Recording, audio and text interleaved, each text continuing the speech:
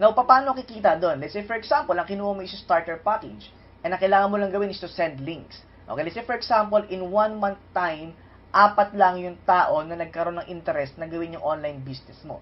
Sa 4 na tao na yun, automatic, eto na kaagad yung kinita mo. Okay, now, sample naman, professional package yung kinuha mo. And after 1 month, meron ka ding 4 na friends na naging interested sa online business mo na ginawa din to. Now, sa 4 na tao na yon, automatic may kinita ka na kaagad na ganito. Now, what if business package yung kinuha mo? And after 1 month, meron ka ding 4 na sign up na business packages. Pag 4 na business packages in 1 month, eto naman yung pwede mong kitain. Okay, yung mga pinakita ko kanina is mga sample lang. Because for every packages, okay, meron siyang point value na equivalent. Okay, na kung saan doon ka pwedeng kumita. And hindi natatapos doon yung income mo. Why? Because every time na nakakapag-sponsor din sila, every time na meron din silang napapasok or meron din silang tao na interested na pumasok sa kanila under their online business, automatic may income ka din.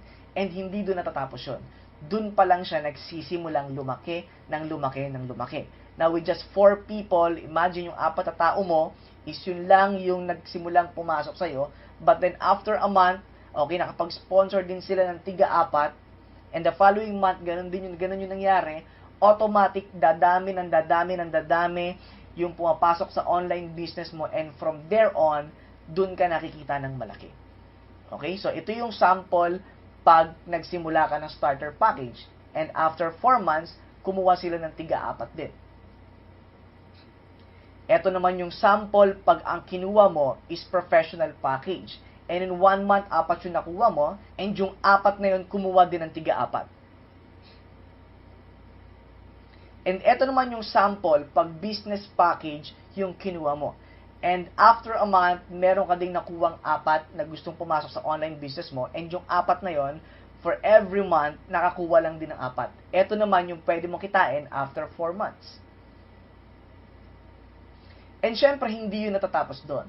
Because every time na merong bumibili ng produkto under your organization, hindi lang ikaw, automatic may rebates ka pa na nakukuha. Let's say, for example, okay, under your organization is meron ka ng 30 business partner.